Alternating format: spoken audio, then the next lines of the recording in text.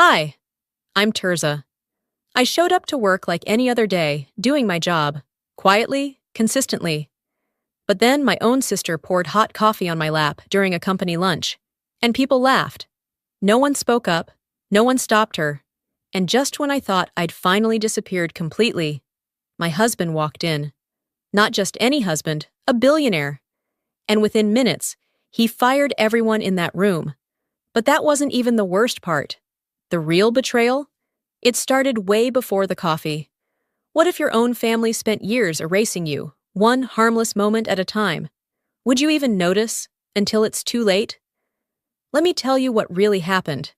I stood in the lobby of Monroe Analytics, one hand gripping a tray of 3 coffees, the other balancing a brown paper bag of breakfast wraps that were already staining through with grease. The doors behind me slowly eased shut, leaving the damp Seattle morning behind. But the chill followed me anyway. A few people from marketing passed by without so much as a nod. One of the interns, Nick, I think, glanced up from his phone just long enough to say, "Hey, Terza, you mind grabbing a couple extra creamers next time?" No smile. No thanks. Just expected. I kept moving, because what else was I going to do? Explain to him that I was the one who wrote the predictive sales model they were using this quarter? That I had an MBA from UCLA, not a hospitality degree? That I wasn't the damn office barista? Instead, I gave him a half smile and said, "Sure thing." By the time I reached the second floor, the heat from the coffee had bled through the sleeves of my blouse, and my arm was starting to ache. I paused just long enough to shift the tray, my eyes landing on the giant framed poster above the main staircase. Marla's face. My sister. "Meet the visionary behind Monroe Analytics," the caption read. She was smiling in the photo, head tilted slightly like she always did when she was posing but pretending not to. The same smile she wore when she convinced our parents I was too sensitive as a kid. The same one she gave board members when taking credit for work she didn't do. I was already late for the Monday meeting. The boardroom was full when I stepped in. Sleek, expensive chairs arranged around the long glass table, the giant screen at the head already blinking with Marla's presentation. I placed the coffees at her seat, the bag beside them. She didn't look up, didn't thank me, she just kept talking. "And if we're serious about Q3 growth," she said, "we need to think bigger than projections. We need disruption." That was my cue. I had spent the weekend building a model that could predict regional purchasing behavior based on local weather trends. It wasn't just good. It was the kind of thing that could shift entire sales patterns. I cleared my throat. "Actually, Marla held up a hand. "Let's save the math class for later. We're not running a school here." Laughter, easy, comfortable laughter, from people who had never once asked me what I did all day. I sat down without another word. A VP, Thomas, asked, "What's Terza's role again?" Marla didn't miss a beat. "Oh, she's kind of floating support, like a utility player. She's helpful." Helpful. That word stuck in my throat like a splinter. I looked around the table, hoping someone, anyone, would glance my way. But they all either avoided my gaze or stared blankly, like I was part of the furniture. So I pulled out my notebook, the same one no one ever asked to read, and pretended to take notes while a part of me quietly broke into pieces. When the meeting wrapped, I gathered the empty cups and napkins without being asked. The room emptied quickly, everyone too eager to get back to their desks and their inboxes. I stayed a moment longer, needing space to breathe. That's when I felt it. Eyes on me. I turned and saw Lucian Draper, head of legal, standing just outside the doorway. He was older, quiet, the kind of man who said very little but watched everything. His eyes met mine. For a second, I thought he might speak. Say something. Acknowledge what he'd seen. But he just nodded once, almost imperceptibly, and walked away. Voice in my head. Of course he didn't say anything. Silence is safe. Silence keeps jobs. Later that afternoon, I stepped into the elevator just as Mallory slid in beside me. She was young, sharp, and ambitious, an intern last year, now rising fast. Not because she was better, just because she played the game better. She leaned in slightly. "Hey, I hope you don't mind, but Marla asked me to present your deck next week. She said you'd be cool with it." "Cool with it?" I blinked at her. "Sure," I said, voice even. "No problem." Mallory smiled. "Thanks. I mean, you laid all the groundwork. I'll just polish it up a bit." We rode the rest of the way in silence. That night, I stayed late. No one else was around. The building was quiet in the way only offices are after dark. Light humming from the ceiling, distant tapping from an HVAC unit that hadn't been serviced in years.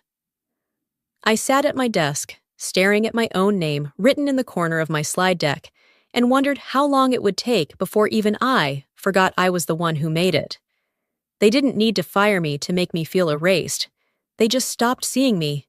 The next morning, I arrived earlier than usual, thinking maybe if I beat the noise, I could reclaim a little peace before the day started chipping away again.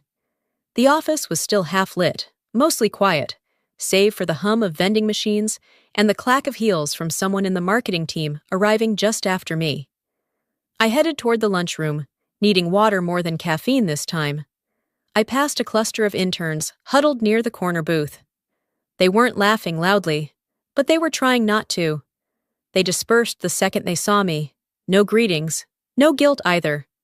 I didn't ask. I just walked over to the fridge, pulled a bottle of water, and caught a glimpse of one of their phones left face down on the table.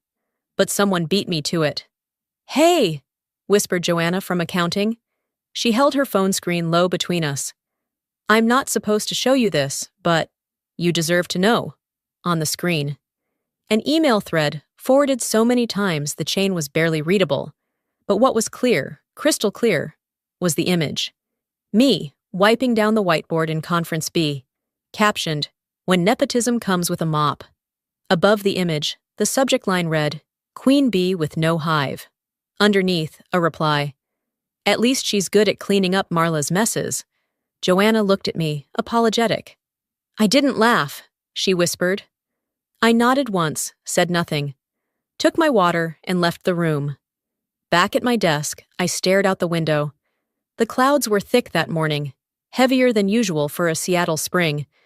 I didn't cry. I didn't even get angry. I just sat with the weight of it, letting it settle where it always did. Deep, invisible, just below the surface. They didn't even try to hide it anymore. I wasn't just overlooked, I was a punchline. The monthly recognition meeting was that afternoon. One of those pseudo-celebrations meant to show how valued employees were. Bagels, balloons, a PowerPoint loop on the wall with smiling headshots and vague bullet points like "made an impact" or "elevated our culture." I wasn't expecting anything, but I hadn't expected this either. The slideshow clicked through each name, each shiny face. Then came the Data Innovation Award. That one stung, because it was mine. The model, my model, was highlighted for projecting market shifts based on user behavior trends. Except, under the recognition line, Mallory Penn.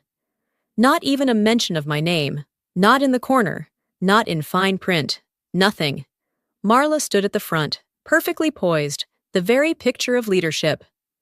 "Our young talent is what pushes us forward," she said, gesturing toward Mallory with pride. The applause was loud, loud enough to drown out the white noise ringing in my ears. Lucien caught my eye from across the room. He didn't look away this time, but he didn't say anything either. That evening, I left the meeting early and headed toward the vending machine. I didn't need a snack. I just needed to step away. Think. Breathe. I tried to feed the machine a wrinkled dollar bill. It spat it back. I flattened it, tried again. Same result. On the third try, it swallowed the bill, blinked twice, then did nothing. The screen froze. I just stood there. It was stupid, insignificant, a minor annoyance. But something about it cracked the surface I'd been holding together all day. My hand shook. Not from the machine, but from everything. "You don't break from the big blows," I whispered. "It's the small cuts, the echo of your own name, erased." I returned to my desk just before sunset. The office had cleared out. Marla had gone home. Mallory, too. Sitting there, under the dull light, I noticed a folder placed neatly on my chair. No note. I opened it. Inside, a printed version of my latest presentation, the one I'd drafted for the product team's quarterly pivot. Every slide intact, every chart exactly as I'd laid it out.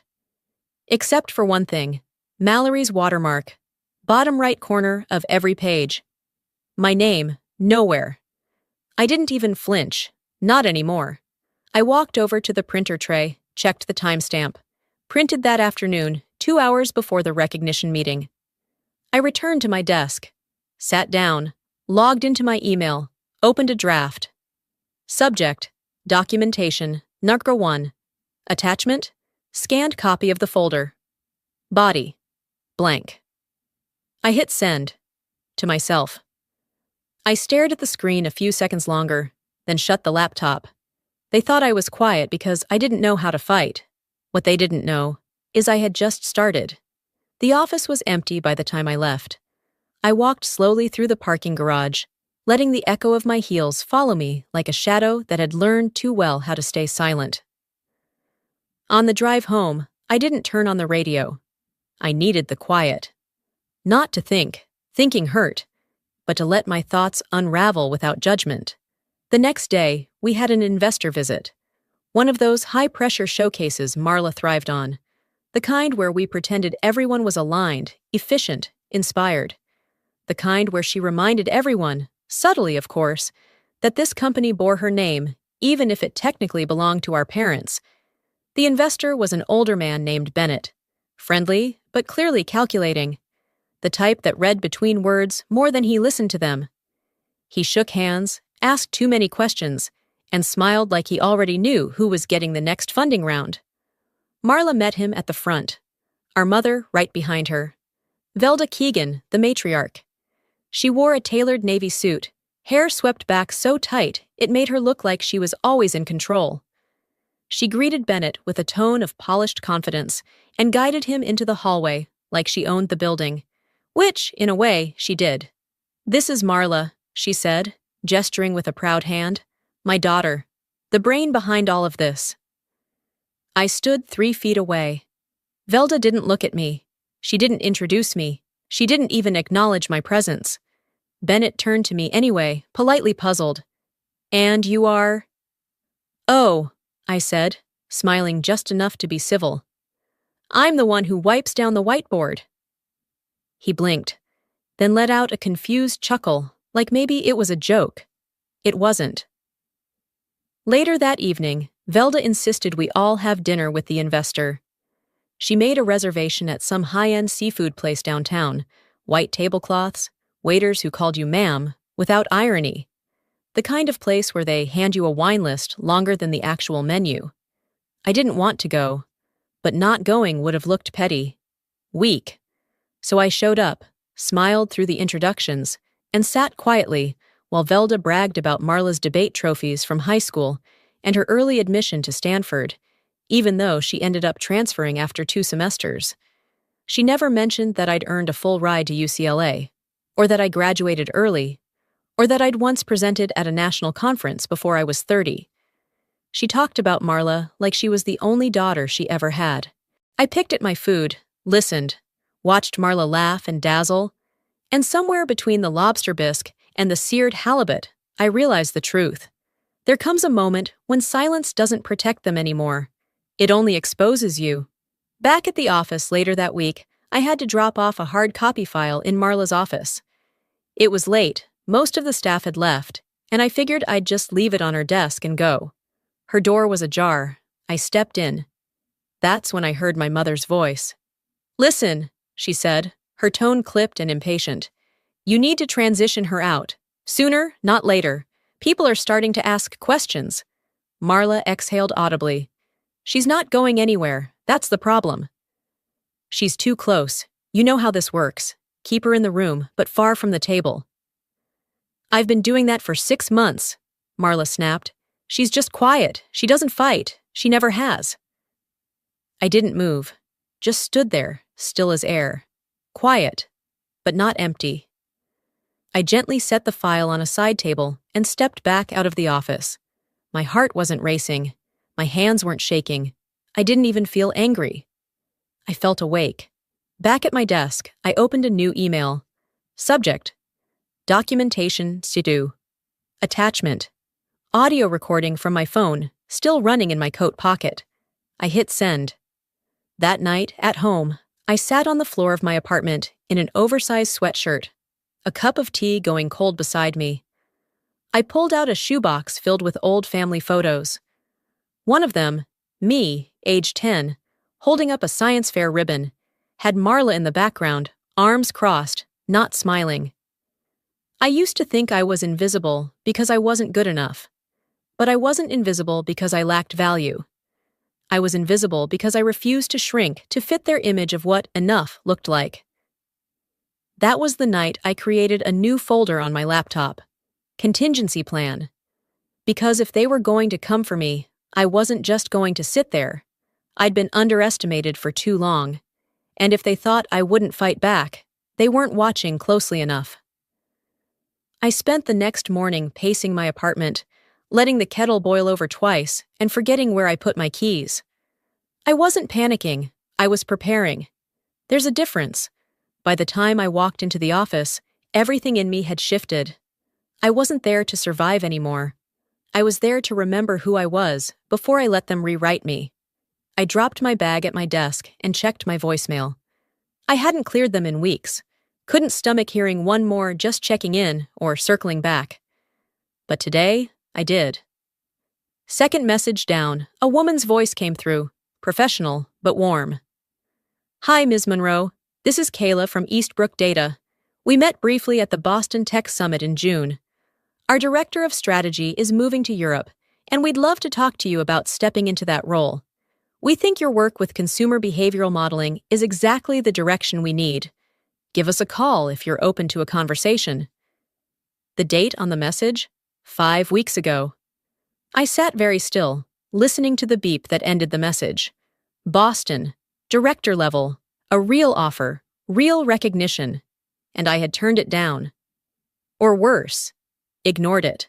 Because 6 weeks ago, Marla had looked me in the eyes and said, I can't save this company without you, T. I trust you more than anyone. I thought I was helping my sister rebuild something worth saving. Turns out, I was just hammering nails into my own coffin. Later that afternoon, we had our quarterly strategy meeting. I knew what was coming, or I thought I did. The presentation was titled Predictive Models for Consumer Pulse. That was mine. My code, my project, my sweat. I watched as the screen lit up with my charts, my formulas, my structure, repackaged under a fresh title. Mallory walked to the front of the room in a pressed blouse and patent leather heels, smiling like she'd spent the last 3 months coding in the dark. She began with, I'm proud to present a predictive framework we've been building to anticipate regional consumer behavior. We? Mallory didn't even know the difference between logistic and linear regression until I explained it to her last month. And there it was. Marla standing at the back, nodding along, proud as a mother at a recital. She didn't speak until the end, then clapped twice and said, exactly what I envisioned when I hired fresh minds to shake things up. Fresh minds. I sat frozen, every cell in my body screaming, but my face stayed calm. When the meeting ended, I opened my inbox. Right on time, an automated message appeared. Subject: Thank you. Body: Great note-taking today, Tirza. Your support makes everything run smoother. Support: I walked slowly back to my desk, shut my laptop, then opened the draft folder on my desktop. Inside was the original version of the deck, the one with my name on every page, my notes in the margin, time-stamped edits saved on a cloud account I controlled. There was no denying it. No room for, maybe you misunderstood. I highlighted the entire folder and dragged it into the contingency plan, phase 2 directory. Then I backed it up in 3 more places. After work, I skipped the bus and walked instead. Needed the air, the space. By the time I got home, The sky was already fading to blue-gray. I poured a glass of wine, sat at the kitchen table, and opened my laptop again. I stared at the screen for a full minute. Then, I remembered a name Dorian had mentioned once. Someone he'd worked with during a merger in Chicago. A lawyer who specialized in intellectual property disputes. I found her email. Attached the full folder. No note. No signature. Just the subject line. Intellectual property theft. Internal evidence attached. I hit send. That night, I didn't sleep much, but I didn't toss and turn either. I was done waiting for someone else to call it what it was. This time, I was sending the signal, and someone was going to answer it. By the time the office lights flicked on the next morning, I was already seated, at the far corner of the conference room, right next to the humming printer. It wasn't even subtle. My name had been left off the agenda again. No welcome slide, no introduction, not even a seating card.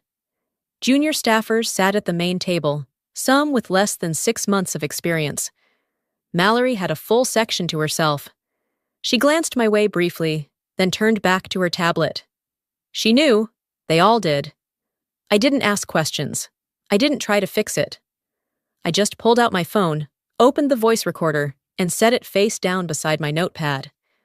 The presentation began with a bloated slideshow packed with recycled metrics, half of which had originated in my research. When one of the interns incorrectly summarized a data set I'd built from scratch, no one corrected her. When Marla stepped in to wrap things up, she nodded toward the team like a school principal on awards day. "These are the future of Monroe Analytics," she said, all smile and spin. "And let's be honest, fresh eyes see things we often miss." Fresh eyes. Like mine were cataracts. The meeting ran long.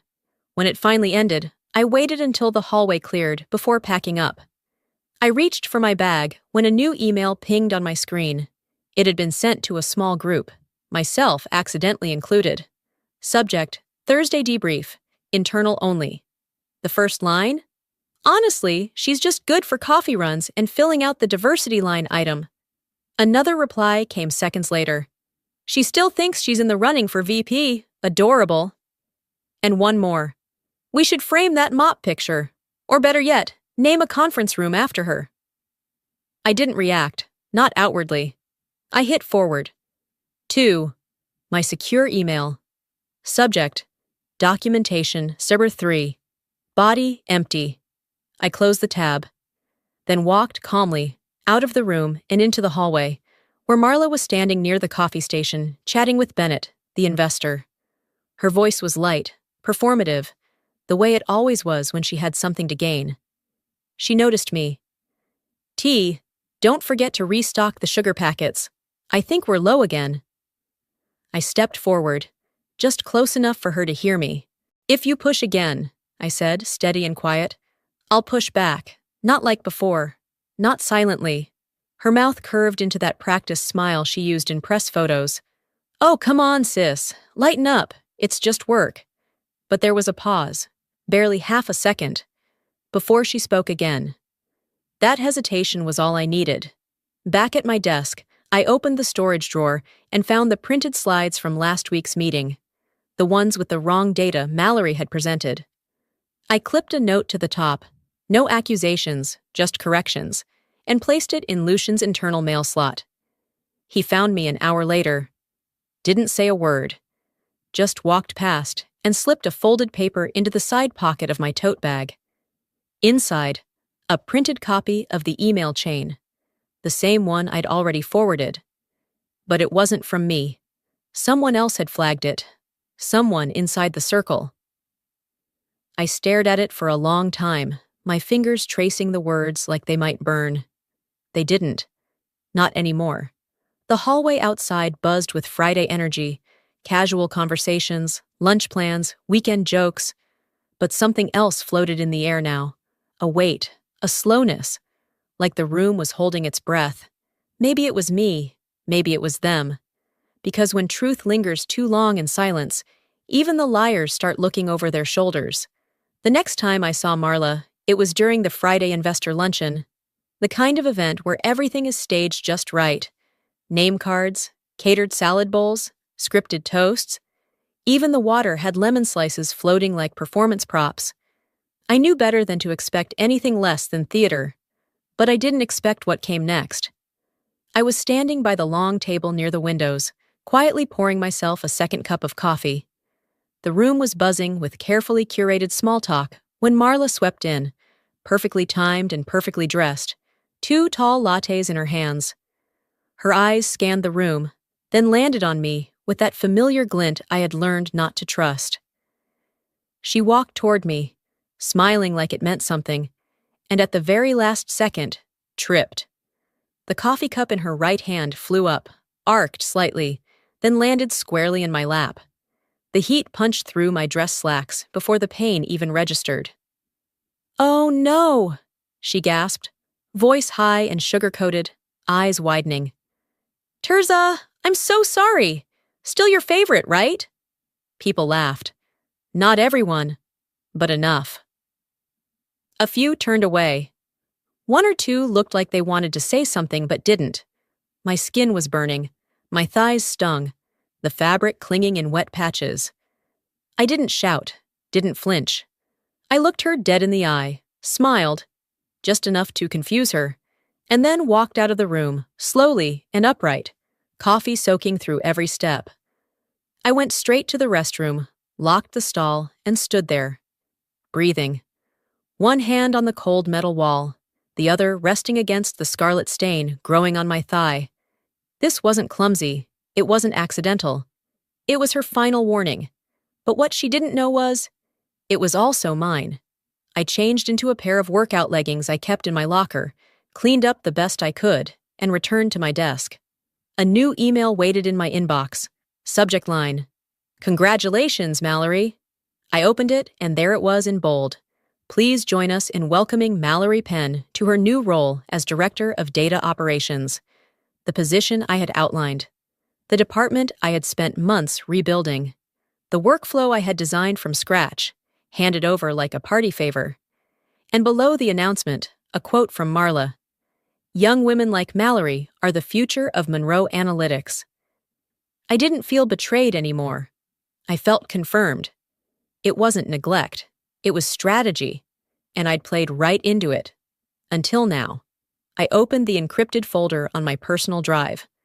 I uploaded the footage from the security camera near the elevator, full view of the spill. The angle was perfect.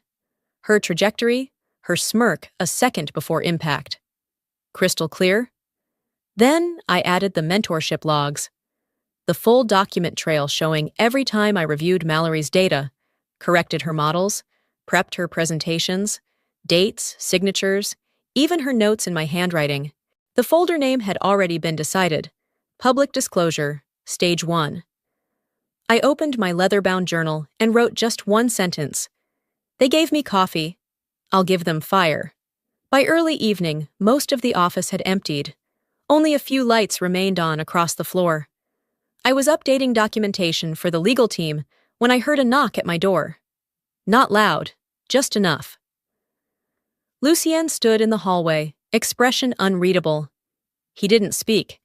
He just walked over and placed a brown envelope on my desk, then turned and left.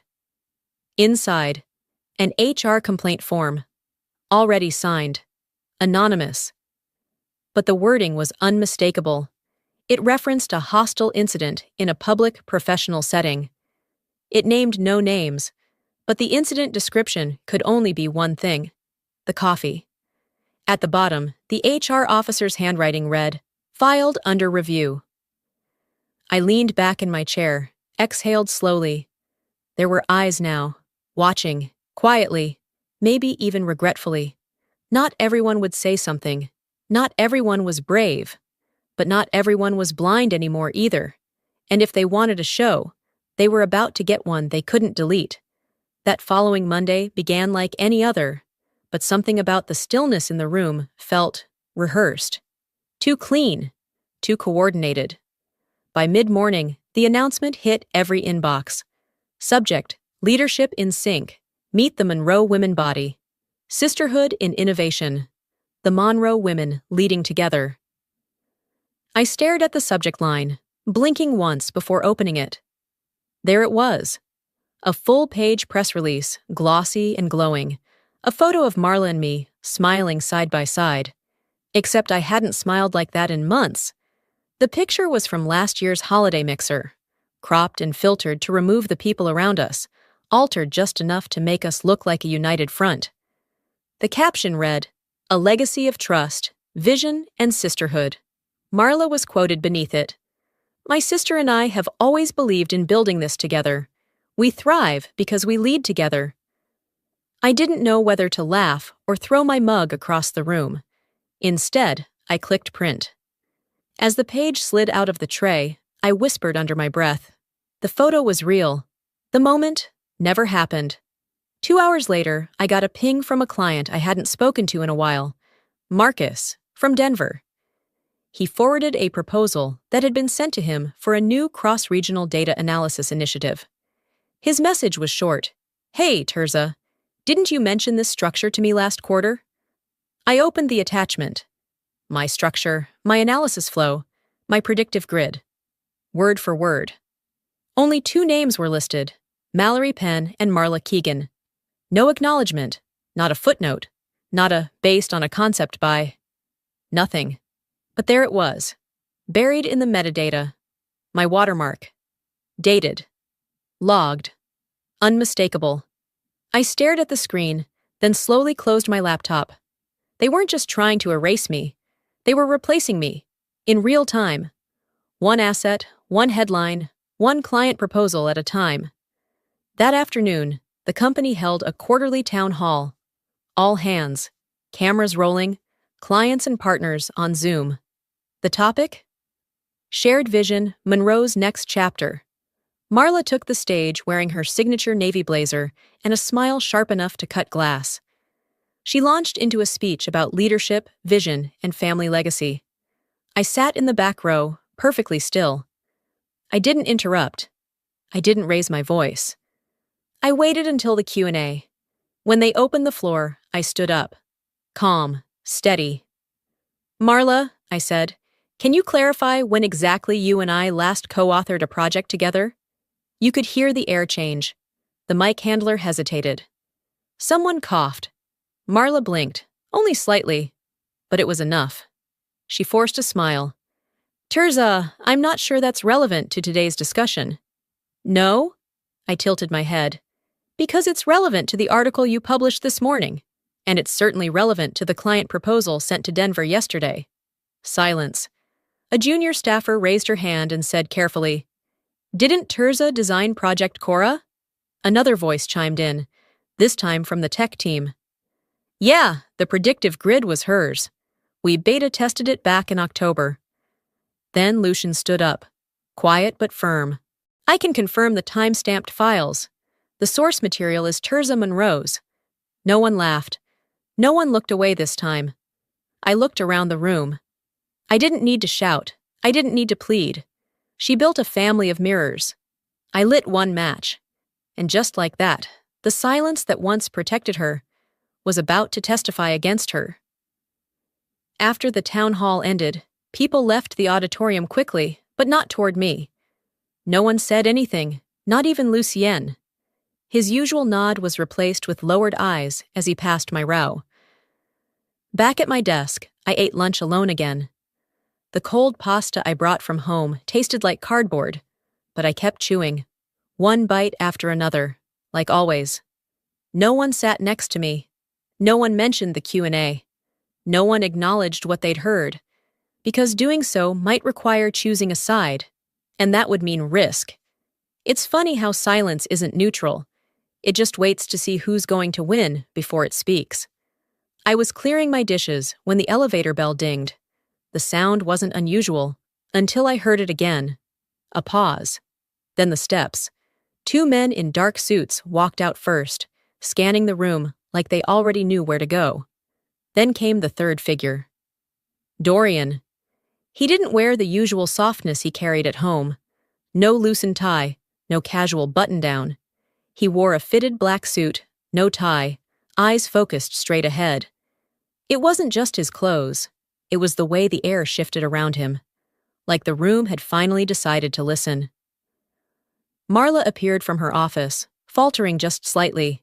She put on her usual grin, the one she reserved for investors, for cameras. But her shoulders weren't sitting right. "Dorian," she said, as if she'd just bumped into an old college friend, "we weren't expecting—" He cut her off with a quiet, "Let's make this brief." The boardroom doors opened as if on cue. I followed. Not because I was told to, because I knew what was coming. Inside the room, Marla sat at the head, flanked by 3 executive assistants. Lucien took his seat silently. I stayed standing. Dorian placed a single manila folder in front of her, then another in front of Lucien. "Transfer of controlling interest," he said simply. "Effective immediately. Monroe Analytics now belongs, majority, to Wexler Holdings. It's been a quiet acquisition by design." Marla's face didn't fall. It froze. "This is a joke." Dorian remained still. "No. What's been happening in this company for the last year? That's the joke. I'm here to end it." She laughed once, sharp. "You bought us out? That's your revenge for me defending this place?" He didn't flinch. "You defended a lie. You curated a brand. You erased people." Then he turned to Lucien. "I'll be appointing interim compliance and ethics leadership, starting with a full audit of internal communications, reporting structures, and project authorship." Lucien gave a single, solid nod. Dorian looked to me next. I reached into my bag, pulled out a USB, and walked calmly to the screen at the front of the room. I plugged it in. 1 click. The first slide, a screenshot of the internal email where I was called Diversity Decor. Next, a proposal to a client with Mallory's name pasted over my model. Then, footage from the security camera showing Marla's very intentional coffee spill. And finally, a single slide with text in bold. "If silence protects the abuser, let noise redeem the truth." No music, no voiceover, just truth. Laid bare. Mallory, seated in the corner, buried her face in her hands. Lucien looked directly at Marla. "Do you have anything to say for yourself?" She blinked once, twice. "This is a hit job." "It's a correction," I said. Dorian stood. "Effective immediately, Marla Keegan is removed from her role. A review of all project leads will begin this week. Your contract is terminated, pending legal review." Marla's voice cracked. "You're doing this now? Here? In front of her?" Dorian didn't look at me when he said, "You did it to yourself. You just didn't expect anyone to say so out loud." She turned to our mother, Velda, seated at the far end of the room. Mom didn't speak. She didn't move. She stared out the window like she didn't recognize either of us. As the room emptied, one by one, I stayed behind. I wasn't done. I had one last thing to say. I waited until the last door clicked shut behind them. The boardroom was still, except for the quiet hum of the projector cooling down. I walked over and removed the USB from the port, tucking it into the inside pocket of my blazer, like I'd done it 100 times before. I didn't need to say anything more. But I did. I turned toward the window, where Velda still stood, unmoved. She hadn't looked at me once since it all unfolded. Her reflection on the glass was sharper than her presence in the room. I stepped closer, enough for her to hear. "You said once I was too soft to survive this world," I said, calm, not bitter. "Turns out, I was just quiet enough to outlast it." She blinked slowly. "You look more like your father these days." I nodded. "He always said truth doesn't need a microphone." There was no apology. I wasn't waiting for one. Later that week, I returned to the office early, just as the cleaning crew was finishing up. The lobby looked the same, but the energy was different. Lighter. The whispers had shifted. There were no glances behind backs. Just people. Working. And breathing. Marla's nameplate had been removed. Her office door repainted. Mallory had turned in her resignation, citing a need to realign with her values. I didn't stop her. I walked past the front desk, where a new framed poster now hung beside the mission statement. It featured a quote, "Mine." Silence gave me strength. but truth gave me my voice. The receptionist smiled at me, not nervously, not out of obligation, just genuinely. I nodded, continued to my office, and spent the morning reviewing proposals. Lucian and the new head of HR joined me mid-afternoon to finalize the company's first formal code of ethical collaboration. We outlined policies on author credit, project oversight, and whistleblower protection. For the first time, we were naming what no one had dared to describe before: gaslighting, sabotage, performative allyship. Lucien signed the draft, handed me a pen. "This wouldn't exist without you," he said simply. "It shouldn't have needed me," I replied, "but it does now." The next morning, a new message pinged into my inbox. Subject: "I owe you an apology. From Mallory Penn." I stared at it for a full minute before opening. She admitted she knew what was happening, that she let it happen, that she told herself she was just trying to survive, that she wasn't proud of how she stayed silent. I didn't reply. I archived the email, but I didn't delete it. A few weeks later, Velda stopped by without calling. She walked slowly through the hallway, said hello to a few people she didn't recognize anymore. She didn't ask for a tour. She didn't mention Marla. She just stood near the glass wall in my office, watching the city outside. "I came to see it," she said. "The place that changed everything." I poured her a cup of tea. No milk, no sugar.